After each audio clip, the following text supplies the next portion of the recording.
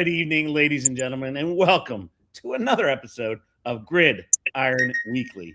I'm joined, as always, with the two best co-hosts you can ask for. No slight on Mike. Mike did a good job last week, but the two best co-hosts you can have. We have John, who is getting ready for a wedding next week, and we have Bill, who is not getting ready for a wedding. Bill's teaching all week, so and maybe next week. We don't know yet. But he's doing a bang-up job, folks. He's there. He is your teacher if you want to learn something. That's Bill. He's going to teach you a lot tonight. Anyway, as you know, the show goes. We do the NCAA, and then we do the big boys of the NFL. So we're in the off-season of the NCAA. So I came up with some creative questions tonight because it's going to be that way until, we're going to have a spring game, and then we're going to preview all the conferences, and we're going to do it. We might not be here every Thursday. We'll see how it goes, but, we're going to do as many as we can, and, it's going to be awesome for the NCAA football. So we're going to start with the boys of Saturday. All right. The NCAA is getting almost as bad as the NFL. They're going international for everything. Everything. We got a game in Ireland now, right, which you do every year, Virginia, NC State. And then we have a game in Brazil, North Carolina versus TCU. No idea why they're doing this. Really no idea. Let the NFL do all the marketing internationally. No clue why they're doing it. Bill, you're going to start us off. You're going to give us an education of the two countries, and then you're going to tell us whether or not it's worth it for the teams to go over there, and does it actually do anything to promote the sport and or gather recruits for the international program for NCAA football and the NFL. Go ahead, Bill. Well, let's just start off by saying one thing. They are paid collegiate athletes. Let's emphasize paid. Say it with me, okay? Everybody listening, let's say it. Ready? Paid. 1, 2, 3. Paid collegiate athletes, okay? So here, I got something for you, right? You hear that? That's a tiny violin, Bill. That's the smallest violin. Yeah. Again, you're getting paid, so, don't bitch. Don't bitch about it. I think there's some good points to it. I think cultural and educational, a lot of these guys haven't, they're college kids. Some of them haven't traveled internationally. It's kind of me and Ed, we've traveled the world being in the military, and it's a life, it's a great life experience. And it, gives you a little global perspective, and maybe even you'll grow as a person a little bit too when you go to these other countries. Here's the other thing. NIL, right?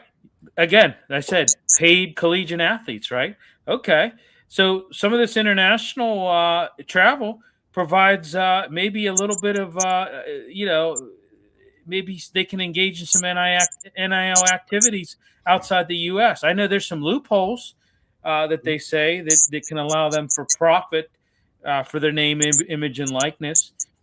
Hey, that might be something you wouldn't be able to do otherwise. Exposure, right? Exposure and recognition. You're playing on a global stage. Again, it can elevate the athlete's profile, the name, image, and likeness. It could help them maybe even gain a little bit of recognition when they make it to the next level in the pros, because we all know that it's really turning into a global game. We all know that.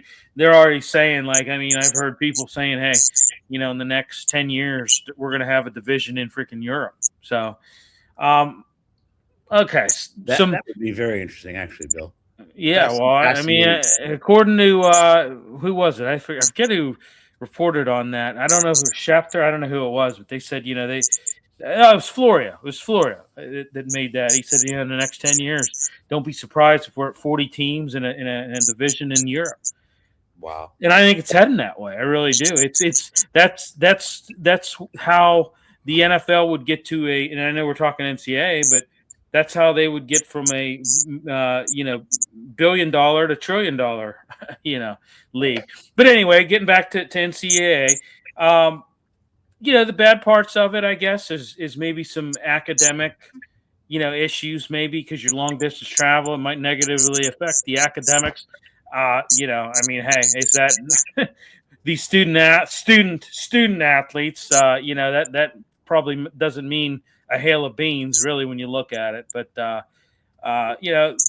physical fatigue, I don't know. People say that can hinder the on-field performance. You hear that in the NFL about these international games. I don't know.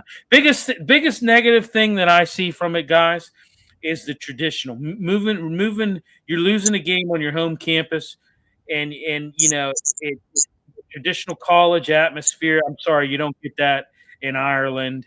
You don't get that in Spain. You don't get that in these other places.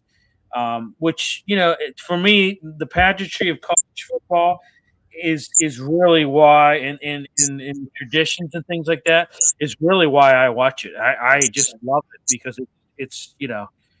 just born and bred in me, and you're taking that away when you're playing those games over there.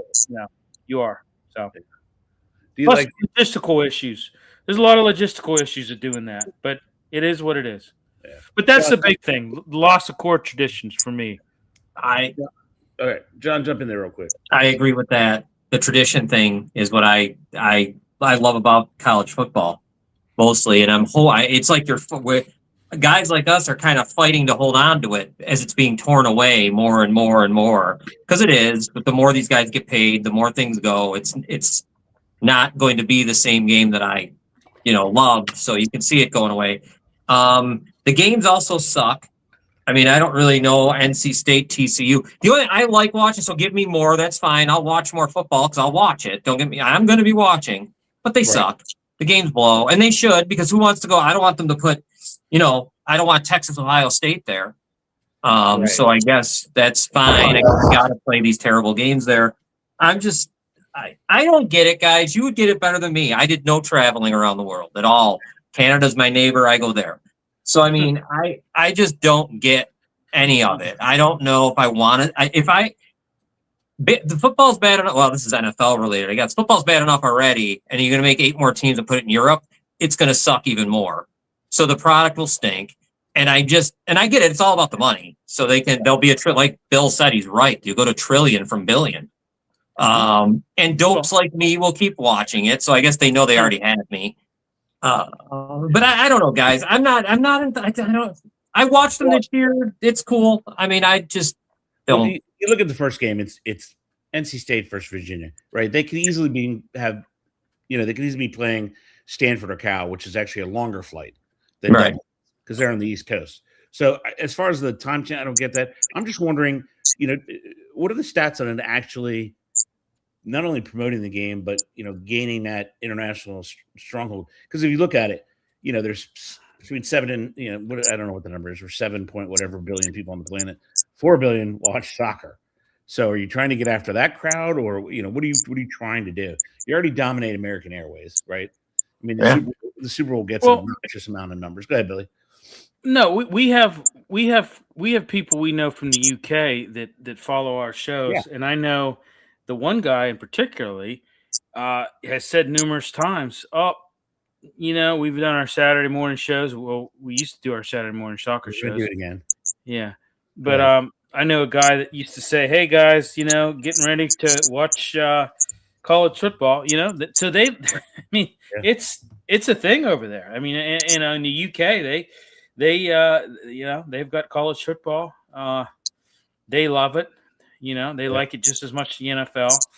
And, in Ireland, it's one of those, we've been playing a lot of college games in Ireland, and it's one of those countries where, rich rugby tradition, right? And rugby is one of the, and you have Gaelic football, and that's, those are all derivatives from, our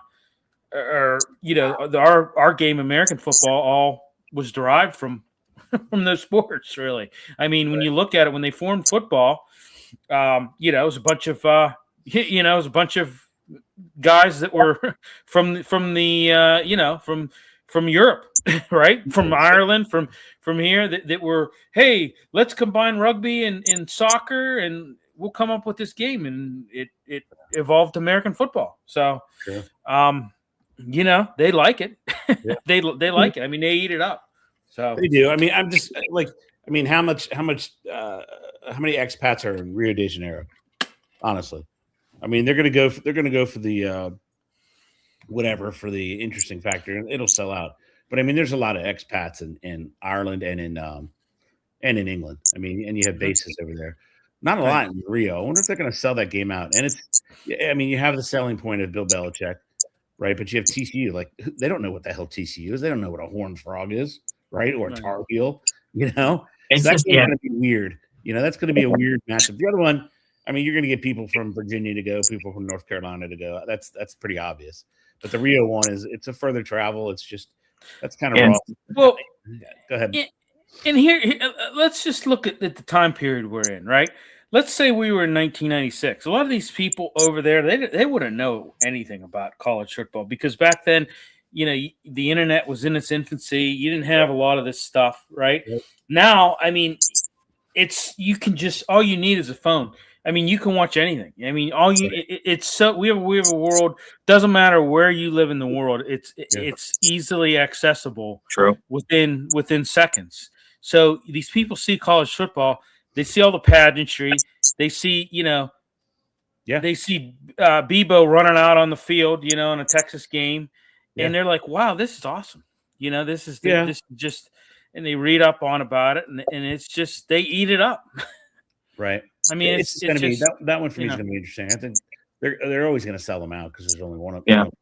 It's like an oddity thing. All right, we're going to move on. John, this question is going to start with you. So we look at the SEC, right? And the SEC is now going to a 9-game SEC schedule. So, you know, Bill and I always make fun of Alabama because they put these cupcakes in, right? You know, third shift of Birmingham Walmart, you know, the barber school of you know, Montgomery, Alabama, you know. So they're going to potentially cannibalize themselves because it's a good league. There's no doubt about it that it's a good league. Yeah. I think that's a good move or a bad move because they're going to have tough getting. They're in a 3-year drought as well. Don't forget. Go ahead, John. A good move for me and you and all of us, I think, for the better football that we'll see. Yeah. I wonder if they thought they were going to go to 16 teams or something because I think they're kind of right. You know, a little bit tough being with only 12 teams. I mean, like I was looking at one schedule, and Mississippi State came to mind as I was looking at it. Right? And you see them. They had Louisiana Monroe, Tennessee Tech, Troy, Minnesota. Now Troy's gone. Minnesota's decent. So okay, there's your 2 cupcakes, right? I mean, you got the 2. Yeah. But if you're used to winning 9 games, you may only win 8 now. I don't know. It's going to be interesting because some teams might not be bowl eligible now with the extra. Yeah, so I get the idea of cannibalizing yourselves. Or do they know something we don't know, that maybe next year it's going to be 16 and they've all committed to 24 at some point? Maybe they know. What do you think? Yeah, maybe that's what I was thinking because I would have figured they wanted to wait till it was 16 before they did this to themselves. You know, to themselves. I mean, I'm for it. I love it. Of course, this is great because more better games. Yeah. But yeah, I mean, I was also South Carolina's another one. They have Clemson on there, and so it's interesting, man. Who have they all done it? By the way, and have they all gone to the 9? Is the Big Ten done it? I don't think so yet. They would have said it. No, right. Ohio State's got a lot of you know, directional schools usually. You know, they play the Ohio University. They play, you know, all those other schools. I think the ACC is moving too, but I don't think they have yet. I'm just concerned like the bottom feeders, right? Yeah, so you'll get a team like Kentucky. There's no way they're going to compete if they got to go 9 games against, and they always play their in-state rivalries too. So, like, look at Florida. Florida's got Florida State or Miami every year. They got a full friggin' SEC schedule. I think they're hurting themselves. Billy, jump in there, Bubba. Yeah. Well, I mean, it's a gauntlet style slate and it's going to make it harder for a lot of these. You talked about bottom feeders. It's not just bottom feeders. It's a lot of these mid-tier teams. It's going to be way harder for them to achieve bowl eligibility. I'll give you an example. Mississippi State. Have you seen their schedule? Yeah. They got one of the hardest schedules in the country in 2026. And you know, this shift, you know, forces them to replace a winnable, manageable non-conference opponent with a high-level SEC opponent or game, and making your bowl eligibility significant harder to achieve. It really does. Yeah, I mean, I don't understand. How about South Carolina? They're another team too. Yeah. I mean, you got some non-conference. You already got some high-profile non-conference games. Yeah. Against Miami and Clemson Clemson every year. Yeah. Yeah. So Yeah. now you got a 9-game format, reduces your ability, to use non-conference games kind of as a buffer, so to speak. What do you think as far as like I'm so tired of these teams that they get ranked because of their because they're undefeated, blah blah blah. Will it now are we just going to throw that out? Like, because you're going to have some really good 3-loss teams up and down the SEC. You just are. Oh yeah, you are. Yeah. Oh yeah. You're gonna have some. Yeah, exactly. You're gonna have some 3-loss teams, and you're gonna look at them, and you're gonna like, oh, they're still a good team. 3 losses, they're still, they're still, they're still a good team. Yeah, and I think for me, it's early. I think it's just early. Yeah. Right. Yeah. You have a confirmation of 16, like John was talking about. I just think it's early. I just do, because they're handicapping the entire conference. Yeah, like I said, these mid-tier teams, Mississippi State, South Carolina, even Vanderbilt. It's going to be tough for them. It's going to be tough for them. Billy, last week I was going through. We talked about it a little bit with Mike and John last week about the transfer portal. I'll tell you what, freaking Alabama is. They lost a whole ton of players. Yeah, John, you were right. They got kind of mauled. I mean, they got mauled a little bit. Yeah. I mean, they probably lost 10 players. They're going to have trouble with that schedule. They're not. If it was a car, it's up on blocks right now, and the doors are missing, and right. Hoping it's not going to be stolen. Yeah, I mean, it's being stripped right now. It's if it was a car, they're going to have trouble. It's at the chop shop. Right. And I think Georgia plays Georgia Tech every year. They're competitive. I think all those teams that have those natural in-state rivalries, they're in trouble, right? Because you're playing this 9 times. I look at Kentucky. Louisville's a good program, right? And then 10 of their games are rough, And I you're right. Look at Florida. You're right. How about Arkansas? Arkansas.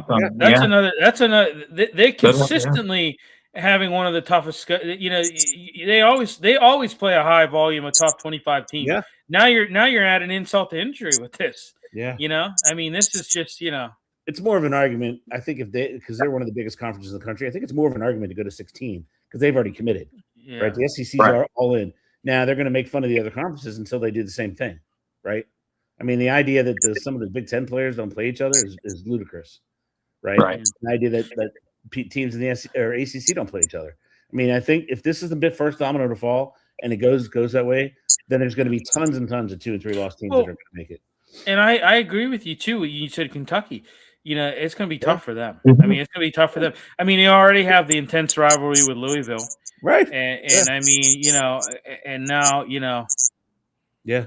Now you got unavoidable conference games that are going to be, It's going to be crazy. Yeah. All right, Billy, hang in there because you're up next, man. Okay, so we have a rebuild of a conference, right? The Pac-12 is back. Actually, it never left us. It just turned out to be 2 teams last year. Pac-12, they added a bunch of teams. Billy, your first question. What do you think of the teams there? What do you think of the overall conference? Will they again be a Power 5? What do you think this does for overall sports in NCAA? But frankly, we're just talking about football. So, Billy, you hit us first. I don't think it's not going to be a power. It's not going to be a power conference. Really? I don't think so. I mean, I don't think so. I mean, come on. Yeah. You've got Boise State, San Diego State, Colorado State, Utah State, Fresno State, Oregon State. State. They got a lot of state schools, Billy. It's almost kind of like the Big Ten. I don't know. No, I'm just playing. I don't know. I mean, I don't know. It could be. I mean, you're asking, is it a top 5 or what? Yeah, if it's going to be a top 5 conference. I mean, because you have your 4 already. You have Big 12, ACC, SEC, and Big 10. Right. Will they be up there again? Because they were a Power 5 before the teams left for the ACC. No. I don't. I mean, I look at it like this. I look at it structurally and financially. You're not. It's just not a. I don't know that it's your typical top 5 league. Go ahead, John. It's going to be fun. I'll enjoy watching these games. Yeah. This is going to be a great conference for late night TV for us. Yeah. I'm looking at it. I mean, I'm going to love this. This is going to be good. It's going to be a good conference. I mean, you really think they're going to match Big 10 and SEC? Big 12, ACC. Do you really think that? I don't. No, they're going to be a tier below. They're going to be that, You're right. Exactly. tier below, I think. Yeah. For sure. It's interesting to me because, like you, John, kind of reminds me of the Fun Belt. Yeah. Right. Games like that. But you're right, man. Those late night West Coast games, Love 50-48. I mean, Boise State gets itself in a better conference. I think it does a lot for the sport, But and the other question I have is: it eventually just going to go to the big conferences? Or are we just going to have 20-team Big Ten, 22-team SEC? They should. I will. Go ahead, Bill. Go ahead. Go jump in there, Willie. No, I was just going to say, kind of a little off topic. They had to pull some teams out of the ACC, that shouldn't be there. Yeah. Like Cal. Yeah, no Cal in there. Yeah. Yeah. Yeah, I don't know if they could get away with doing that though. Well, Stanford. Right. Stanford. Yeah, it's ridiculous. Yeah, it's ridiculous. You're right. Being in there would add a way more legitimacy. Exactly. That's my point. Why, Cal in the Atlantic Coastal Conference? Come on. I mean, it's so stupid. That'd be that's just dumb. Quite frankly, Maryland in the Big Ten going to USC, to go to LA, I mean, that's a little bit stupid. Goofy. Yeah. I would have tried to recruit, but it's a young rebuild, so I don't know if they have enough in the conference coffers. Did you see? Right. Did you see what the SEC doled out to its colleges? $1 billion a school they gave them for sports, profit wise. That's ridiculous. Wow. Yeah. I mean, $1 billion to each friggin' school. I mean, that just tells you how popular it is. Yeah. All the sports. It's crazy. All right. John, next topic. We kind of talked about this the whole NCAA football. Is there a 12-team fatigue? And for God's sakes, look at the championship now in NCAA. The 25th of January. Are you freaking kidding me? I mean, come on. The 25th of January is now the NCAA championship game. I mean, they're getting unbelievable. It's like almost a year-round sport, right? Yeah, I don't know why they can't figure that out better. Like, seriously, I mean, why would we want the 25th of January? You know what I mean? Like, how many weeks is going to be in between? You're so far removed from the bowl games. Yeah. I mean, you're like almost a month removed from the freaking bowl games. It's stupid. It's stupid. It's straight. It's just stupid. Yeah, it's stupid. It doesn't do it. It makes me. I watch it all year. You're into it. I lose my interest as I'm waiting for 4 weeks. So 0 week is like August 24th or something, right? Right. Yeah. From August to January. I mean, come on. That's just dumb. Yeah. It's starting to sound like the Premier League. Right, exactly. Why don't you just go August to May? This is the thing, though, Bill, this is what you were talking about, the traditional stuff. This isn't traditional. This is ripping it apart into shreds. No, I know. It's ridiculous. And I don't even know what I'm seeing. Going to play it in Las Vegas, too, of all places. Yeah, It's just, I mean, it's crazy. Oh, JT jumps in. Avery Hayes, 2 goals in HLW in first period. Who's Avery Hayes? He scored again? He plays for Buffalo. No, he plays for the Penguins. See, they just brought him up. He scored, right? Brought him up. Yeah, he scored 2, yeah. Oh, 2? Oh, wow. Yeah. Nice. Yeah, I mean, a game I'm not watching right now because I'm doing this show. But hell yeah, baby. It's called dedication, Billy. Yeah, well, I'll be watching it when I get off here. Yeah. But anyway, Billy, what are your thoughts on the obnoxiously long season? I mean, I mean, there are some concerns with burnout, and and it's not only that; it's the declining quality in the format, in the. So I got a scenario, and it comes down to this, guys. Okay, and here it is again, rearing its ugly head. It's in this format's locked through 2026, 2027. Why is it? Dude, it's high revenue. But think about it this way, Bill. Your team, whatever conference you are, you play your last game at Thanksgiving, right? And you're 11-1. You're making the playoffs, right? You have, what is that? 65 days, maybe, or 60 days championship. What It's the ridiculous. hell? It's stupid.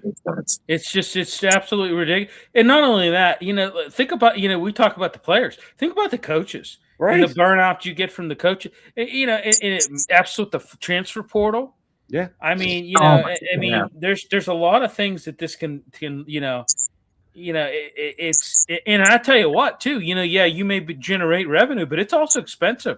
It's expensive logistically for a lot of these schools. Yeah. And then then you have the timing of the transfer portal, and that's like coinciding with the playoffs, leading to you may have some decimation of rosters, by outgoing players. I don't know. I just think it's obnoxious. It truly the first round of this 12-team format this year. What did we see? We saw a high number of blowouts. Yeah. High number of blowouts. Yeah. And I just don't. And the team that gets the bye always loses, except for one, I guess. Right. So it's because it's too much time off. No. You're going 3 weeks till you play a game. Basically. Ask your Ohio State Buckeyes. Yeah. They're absolutely. Yeah. I mean, that's just that's just. I tell you what, it's a coach's nightmare because you want to give the guys time off, but God, you don't want to give them that much time off. Right. Because what do you do to keep them ready? What do you do to keep them ready? It's during the holidays. Yeah, it's terrible. What are you doing? What are you doing to keep those guys ready? And then you wonder why they come out and they look like Yeah, it might be week 0 again. Yeah, right, and it kind of really is because and here's the other thing: you only get better at football by playing football. You can't hit because God forbid right. Something happens. Look what happened to we'll get to in Seattle, but yeah, I mean, to me, I understand how powerful and popular the sport is. But for me, it's a little much now. It's too much. Yeah. What are you trying to make it to February now? Yeah, I mean, yeah. I mean, the week in between for the Super Bowl is too much. You're gonna do the championship on Saturday and the Super Bowl on Sunday. That's what they're aiming toward. Yeah. I mean, you're only a few weeks away. But they'll push it to the darn federal holiday weekend with President's Day. That's what the NFL wants. They want that day, that federal holiday, the next day, because they'll get more people to attend. They'll get more people to watch. I mean, you're just going to get more. But for me, it's too much. I don't know. I think you need to back off a little bit because all it does with NCAA football, in my opinion, it takes away what you guys are all talking about. It takes away the genuine atmosphere, but it also takes away the amateurism. Right? You're just like Bill said, paid and get everybody to say it. I mean, not only that, but when I, years ago, my me being a fan would my fandom would shift from football to hockey in January, or college basketball. Absolutely. And now you're like, well, do I watch, this good game of hockey, NHL, or do I watch this college basketball game, or do I watch this college football playoff? It's too much. It's too much. That NCAA football final for what happened, and then 3.5 weeks later they're heading to Florida for spring training. I mean, come on. Yeah, it's dumb. Yeah, it's way too out of control for me. All right, so we'll finish there. We'll have way more to talk about next week. We'll have great, engaging questions next week. But now it's time to talk about the big boys who do it on Sundays, Saturdays. They do it in Egypt. They do it in, Saudi Arabia probably is coming up. They're going to Australia now. They're going to France. They're going back to Brazil. You got the Artemis rocket that's going to go around the moon. Pretty soon they're going to be playing on the moon, guys. They're going to play on the moon. They're all going to be in funky suits. And, we can't figure out what a catch is with gravity. Maybe we'll figure it out with zero gravity. We just don't know, folks. We don't know. All right, as we know, the Super Bowl is coming up. Interestingly enough, the line still has not moved whatsoever. The amount of money has moved slightly. It's now about 60-40, 60 on the Seahawks, 40 on the Patriots. But anyway, all right, so thinking about the Super Bowl, we'll start off with John this time because Billy started off last time. Thinking about the Super Bowl, John, give me a couple matchups you think it's going to definitely have an impact on the game. But by matchups, I mean, pretty much anything you want as far as matchups. Go for it, buddy. All right, first one would be, for me, the New England offensive line. I guess specifically Will Campbell against the defensive line, Murphy and Lawrence and all that, and the inability to protect May. May's been sacked 62 times, been sacked 15 times in this playoff. So obviously they're having a hard time protecting him. So I think that's going to be a huge thing. How do you help him not turn the ball over, help him not fumble? Just we got to protect him, and it's going to be tough. But that's going to be huge because there's obviously an issue there because they're getting to him. And go ahead. Let me give you something to bet and chew on. So I was listening to Vrabel, and his average sack yard loss this year was 3.5 yards. Even though there were 62. So his point was that, most of the time he's getting tackled as he's running, which I don't think that makes it necessarily better. But that was an interesting stat, I thought, because usually you look at that and you figure it's probably average 10 or something, somewhere around there. But it's pretty low. But keep going, buddy. With that, I think that for me is one of the biggest things. Also, I guess it's going to be, and I know this is way off the board a little bit. I was thinking about it. The Seattle special teams is pretty good. The way they return kicks, Shaheed, and all that, I think that could be a big deal. This guy can. I think New England's already they're up against it in this one. I think that's one thing they might want to make sure they don't lose out on, and that special team stuff. Make sure you don't give them any short fields because of returns. Because I feel like they got to be perfect in this game. And I'll give one last one real quick. It's Darnold May, right? Who can not turn the ball over and make plays? I'm not sure which one does it, but that's another one. Yeah. Billy, jump in there, buddy. My main matchup is stout defense versus stout defense. Both these defenses are suffocating. I would say when you look at it, if you're comparing offensive matchups, maybe the Seahawks edge that out a little bit with a little bit more high power in their offense. But I tell you what, the Patriots defense I know is suffocating. Just look at what they were able to do in the playoffs, how they were able to do it. I just think it's going to be I think it's going to be a defensive struggle. I really do. You've got two pretty good stout defenses. Also, you got, like John alluded to, Sam Darnold versus Drake May. How about I don't know. How about I don't know. I'm talk to me about Jackson Smith and Jigba versus Gonzalez. Talk to me about that matchup, Billy. Yeah, formidable target for Darnold and a key playmaker in the secondary for the Patriots.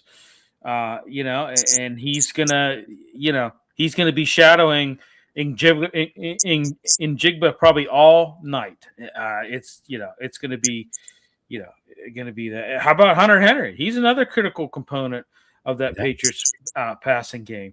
Devin Witherspoon. Yeah. What about So, what do you think about the injury? Chardonnay? No, Charbonnet's gone. They just had Emenware got hurt in practice. He was in the I hear about that. Yeah, yes. That's a big loss. Well, he's in, right? He's playing. Yeah, but he's not going to be 100%. Yeah. Okay. Yeah, and missing Charbonnet is huge. It just is. Yeah. Because the other kid doesn't look as strong. He looks good, but not as strong, as far as I can see. I got one for you, John. What do you think about Darnold versus Darnold? Like if he I think Drake May is playing on house money. He just is. Yeah. He's 23 years old.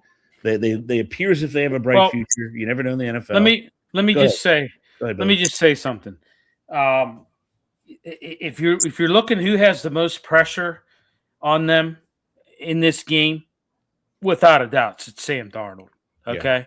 This is a chance to cement a legacy for him. Okay. This is a guy who's been up and down his entire career. You look at when he played for the Vikings, had an amazing regular season, ends up, laying an egg in the playoffs, looking bad. Everybody down on him again. Goes to Seattle, and he's doing it again, playing exceptionally well. There's a lot of pressure on him to win this game because he may never get back to this again. And he's only 28 though. He's not that old. Well, I know that, but that's you're pushing 30. You may never get back to this again. If you want to cement your legacy, this is and it's got to be in the back of his mind. I mean, it's got to be in the back of his mind. Hey, I really need to come out, and I really need the ball, and I really need this Super Bowl. Think about. Let me pose a question to you guys. Okay, pose it, baby, pose it. Let's say he wins this Super Bowl, right? Let's say he's the Super. I'm not even saying he's the MVP, but let's say he plays a good game, wins the Super Bowl. Okay, he's got maybe 7 more years. Okay, and let's say in that 7 years, he plays pretty comparable to how he played this year. Okay, maybe he doesn't get another Super Bowl, maybe wins some playoff games, but doesn't get back to the dance, but still wins the Super Bowl. Let's say, like I said, 7 more years, plays similar to how he played this year stats wise. Do you consider him for the Hall of Fame? I knew you were going to go there. Right now, as a starter, he's 51-42. So you say 7 or 8, you give him 8 years at 10 or 11 wins a year. I mean, that adds up like 100. Doesn't win another Super Bowl. But wins this one. Hey man, Kurt Warner's in the Pro Football Hall of Fame. Well, because the NFL Network, we know that.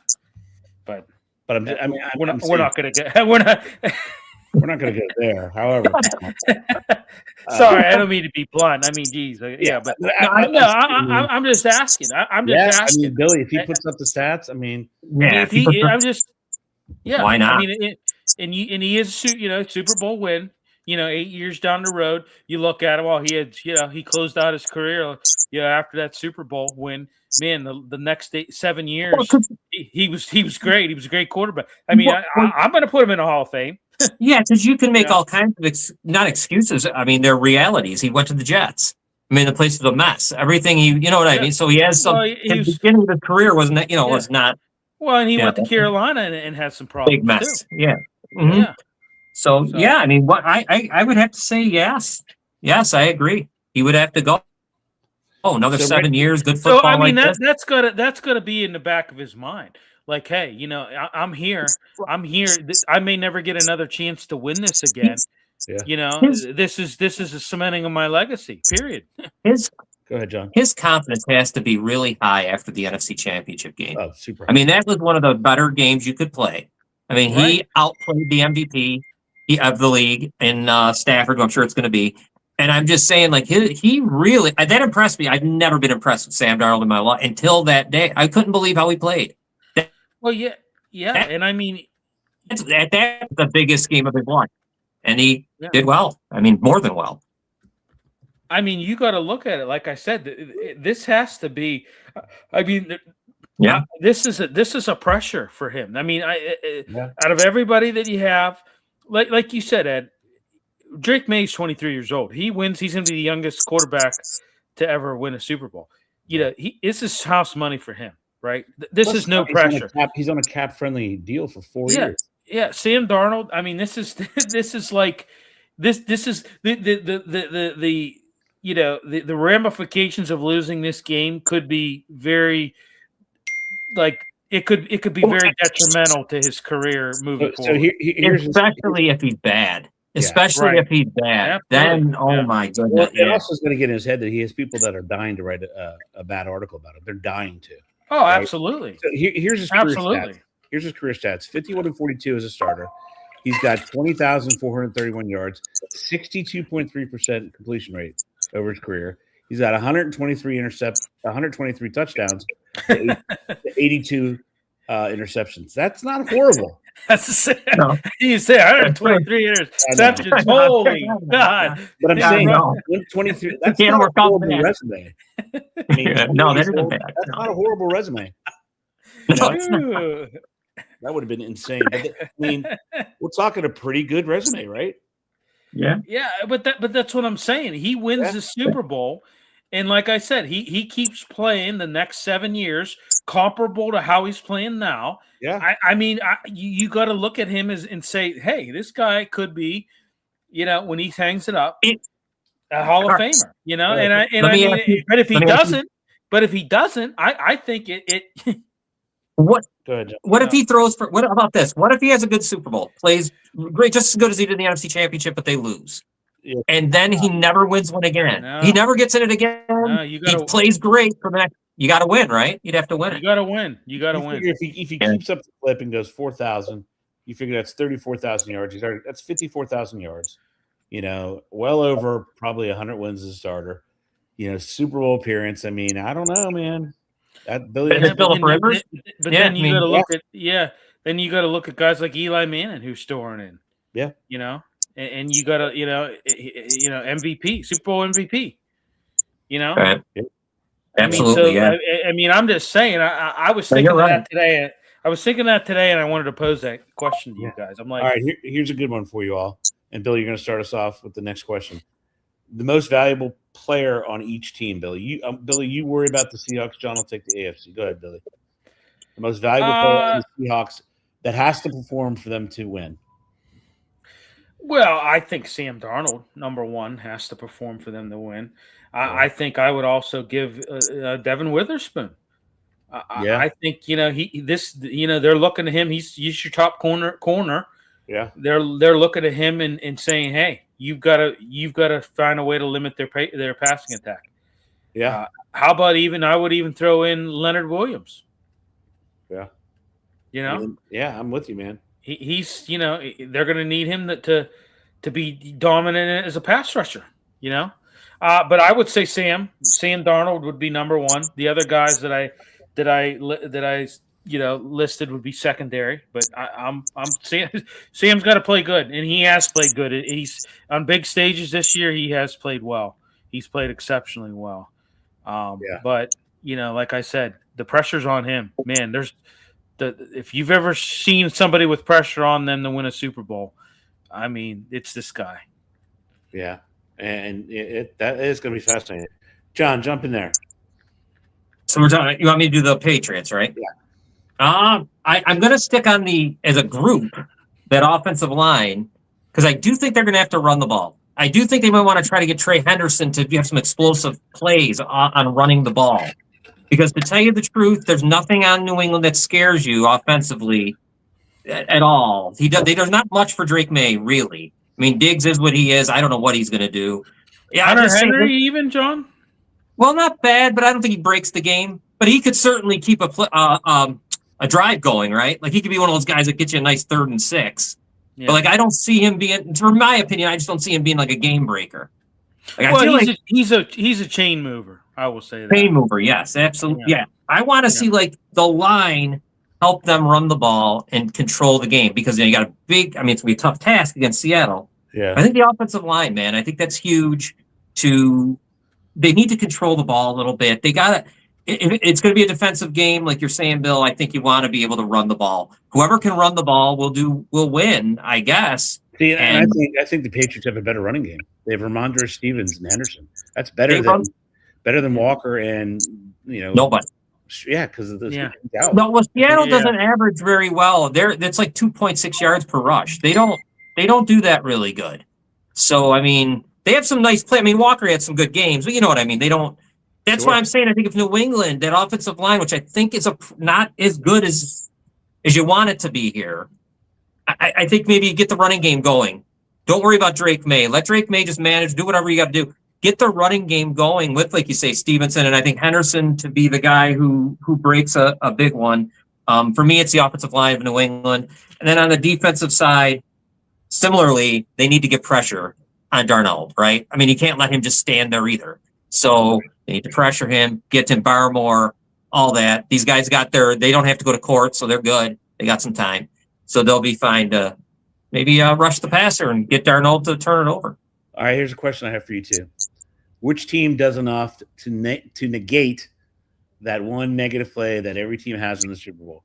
which team is prepared to have the resiliency and do enough that for that one play won't make a difference. Who you got, Billy? That's tough. It's That's tough a tough. to say. Yeah. That's a tough question. I mean, probably maybe the Patriots. Maybe the Patriots. I just think that, and we'll get it. I know that's your next question about, but I just think that they've got a little bit. I don't know. It's not, and it's not a knock on Mike McDonald, Right. McDonald, but I just think that they've got a lot more resiliency and just like it's woven in their culture with the Patriots just because of Mike Vrabel, and I know we'll get into that. Yeah. So. John, what do you think? I kind of agree there. I mean, Vrabel. I mean, if we're talking like someone who could just like calm everything down, it'd be him, and not Drake May. I don't think he's ready to do that. It would be Vrabel, who would be the guy that would be able to maybe more than McDonald can. I agree with Bill there. Yeah. It's a perfect segue. John, you're up. Who has the coaching advantage? And I'll just put this little tidbit in your ear. The Super Bowl, and people don't, it is two different games, period. It is two separate games because of that long 45-minute break, until you get back out and get warm again. God. So right. It's two separate games. Every year it is. We see it. Every year. You look at when they came out and they had three over Kansas City. In that break, I will not be not watching Bad Bunny. I will be doing other things. Yeah, I'll be doing other things like not shampooing. Like with that 45 minutes, maybe I'll shampoo the dog's ass. There he is. He just got hired by Hallmark. He's going to write very nice cards for Hallmark. So Billy, what do you who's got the better coaching, Billy?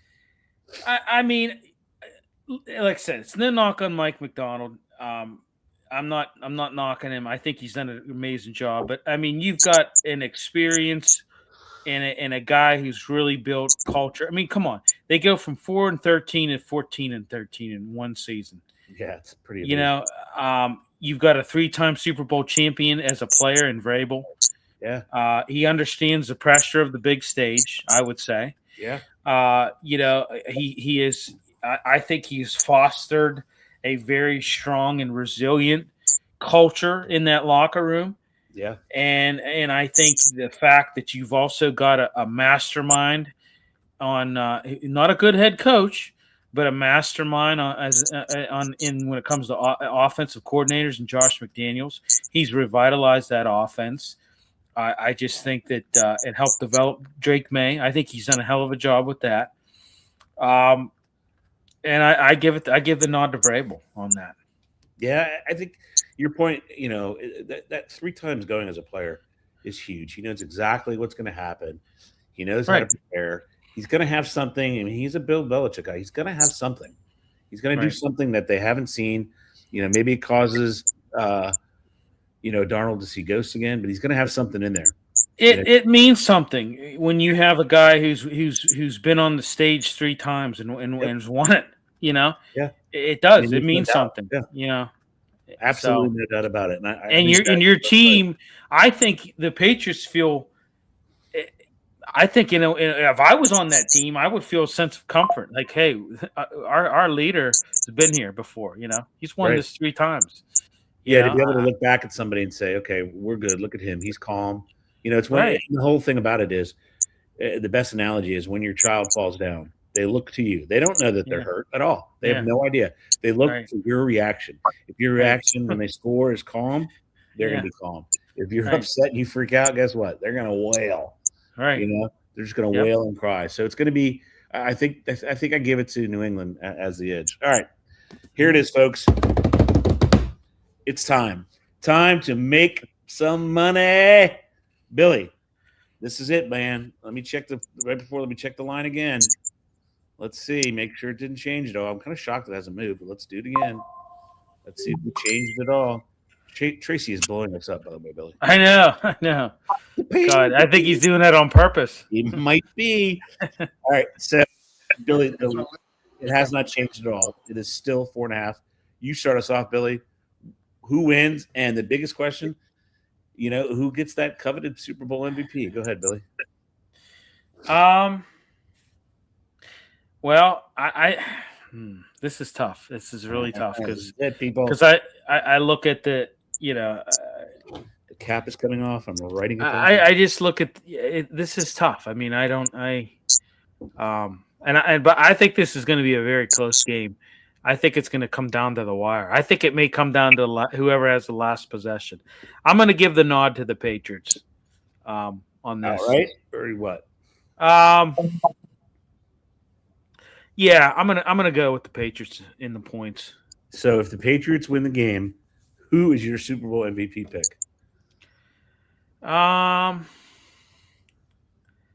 Jeez, I'm gonna give it to Drake May. Woo! I'm gonna give it to Drake May. I told you guys a long time ago when he was drafted. I told you guys a long time ago. I saw something in this kid, just the way he conducted himself in playing in college. I mean, he didn't play for a. He wasn't. He was at North Carolina. He wasn't. Before pre-Belichick, he wasn't. He wasn't in a powerhouse. But I just saw something in this kid that I don't know. I just really, and I remember saying, "Hey, I think this kid's going to be something. This kid's look for this kid in the next couple of years to maybe be being on the big stage." I said it. I mean, I'm not patting myself on the back too hard, but I'm just. You don't want to hurt your shoulder. But Billy picks Roque Maye and the Patriots. So, John, you're up, man. All right, I got Seattle winning 24-19. Woo! And the score will be 24-13, and late New England will score. They'll try to go for 2, and everyone will be scared because of the line, but they won't get it. And the Patriots and the Seahawks will cover. Sam Darnold wins the MVP, and I can't believe I'm saying that. And I think the Patriots would have got knocked out. I think if the Patriots would have played a decent quarterback at one point in this playoffs, they'd have got knocked out. I really do. I think they would have been knocked out, and I think they are just way over their skis here. And I think it comes crashing. I honestly kind of think it comes crashing down because I think Seattle's the better team, pretty much in all 3 phases of the game. And maybe the coaching is better for sure. I do agree with that. Maybe, but I don't know about Kubiak and as far as that goes. As offensive coordinator, I watching New England. I got to tell you the truth. They just haven't played much. They got an easy ride, and that's what you get for winning your division.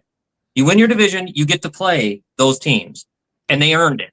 But I'm going to be honest with you. They could have lost in Denver very easily to a backup who hadn't played in about 8 years.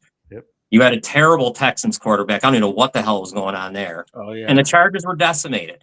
So you only play who's in front of you, but I don't think they've seen such a team like Seattle yet. I mean, what's that?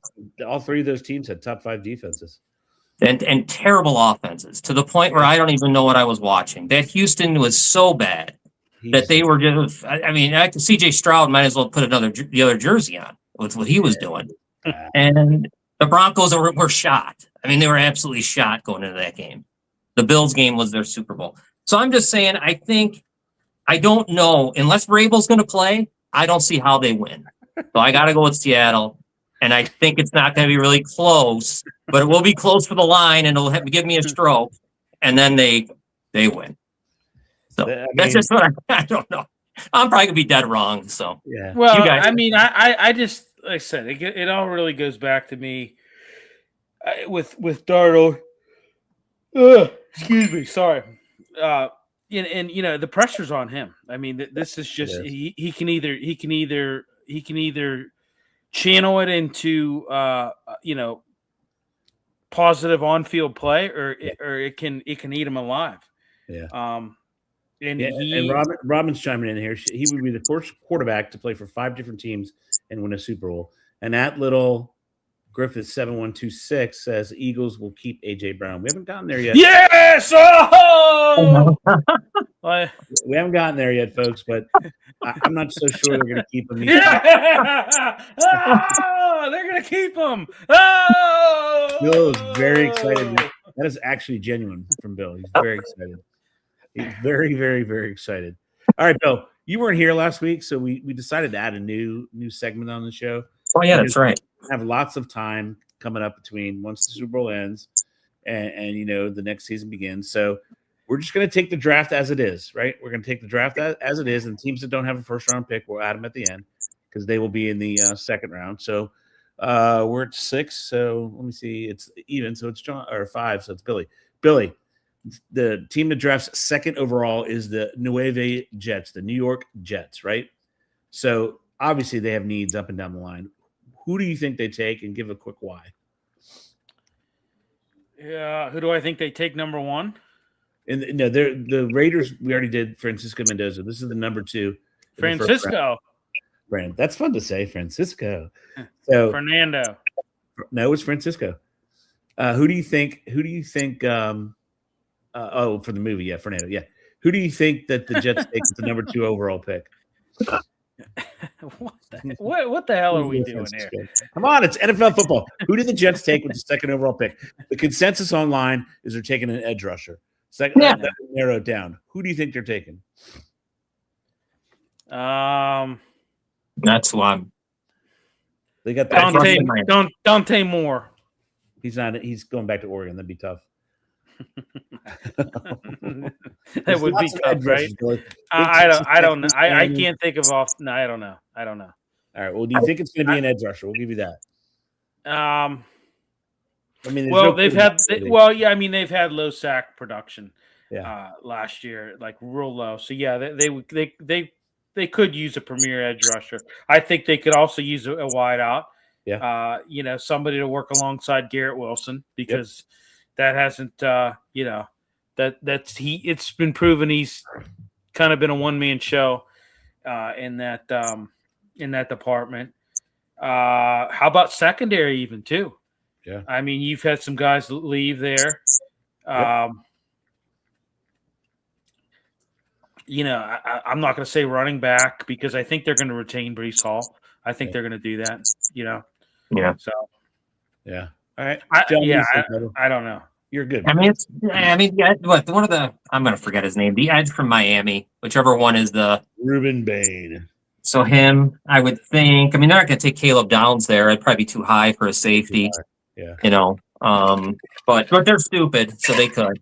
Yeah. So I'm not, who knows? But I would think the edge, because they need a quarterback so bad, though, and there's not one to be had right now. So what about Bailey from Texas Tech?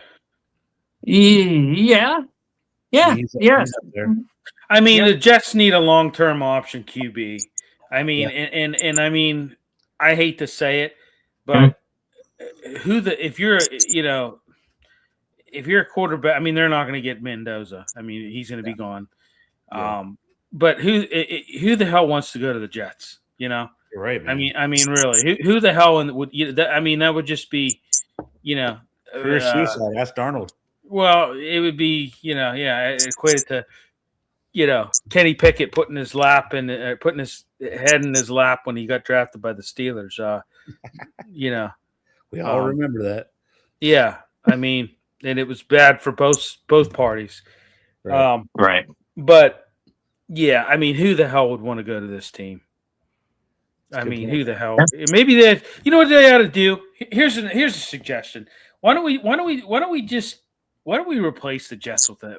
Let's bring back the New York Titans or something like that. Well, we can't do that because we have the Tennessee Titans. Let's take the Jets and move them to the UFL. How about that? Let's put them in the UFL. They can play like the DC Defenders and the Columbus Aviators and move them to the UFL. I think they fit good in the UFL. Just move them to the UFL. So I think that they definitely have to go edge. It's just the easiest way to improve your defense, put pressure on the quarterback. Everybody else. Well, I mean, they were like, what? Can you bring the stat up? I know they were low in sacks last year. They were like one of the lowest teams, if not the lowest. They might have been the lowest. And no turnovers or no interceptions. First time ever right. that team's gone an entire year without a turnover. You're right. Yeah, it's ridiculous. Which is weird because your coach is a defensive coach, right? And that's why you hired him. So and they've done. And what are they going to do offensively when they do get a quarterback? He's a terrible head coach. Yeah. He's a terrible head coach. Agreed. He should go back to being a coordinator. He's terrible. He is terrible. We always said that when we went through it last night. I mean, he's a very good coordinator. There's some guys that just can't coach. Josh McDaniels is one of them too. Yeah, great offensive mind, but cannot be a head coach. Can't do it. And can't win with them. That's great. Love that. Love that line. Yeah. All right, But ladies no, and gentlemen. I mean, it's just like Aaron Glenn is a. I mean, listen, I don't know the guy personally, but when I saw that last year, him dancing and acting like a complete asshole when they won one game, I mean, that's just to me. Bill, the best was on the sidelines when then they lost to Tampa. Yeah. He went, and it was the funniest thing I ever seen. And I saw his capri pants too. Yeah. He just, I don't know. Like, some of these coordinators, they become head coaches and they just lose their ever loving mind for some reason. I just don't understand. They don't know how to act. It's like, like that awkward guy that's at a party, that just kind of like, goes there and everybody's just like, who invited him? Yeah. Like that's like him as a head coach, it's just like, it's like a fish out of water, Yeah. You put him in defensive coordinator position. Hey, he can flourish. He's amazing. Yeah. But Well, ladies and gentlemen, on that lovely note, look for Bill's Hallmark cards in the future. It may be a little cheaper than the regular Hallmark cards, but they'll be worth it, man. I mean, we're going to call them Aikinisms, right? Aikinisms by Hallmark is what we're going to Hopefully when you open it, you can actually hear Bill's voice when you open it. How awesome would that be? Well, let me tell you a story. This ass clown. Well, it would be. They would be. They would be. Yeah, they would be like. I would. They would be like brutally honest. Like, no, that dress doesn't make you look fat. You're just fat. Yeah, you're just fat. We have a Bernie Kelly card. That'll be good. And oh, by the way, you're 40. Enjoy that, fatty. Yeah. Your metabolism sucks now. It sucked back then. It really sucks now. So it's only going to get worse. Happy birthday. Happy birthday. Oh, Lord. All right, folks. That's it. It was great. Join us next week. We'll have a nice review and lights out buttons.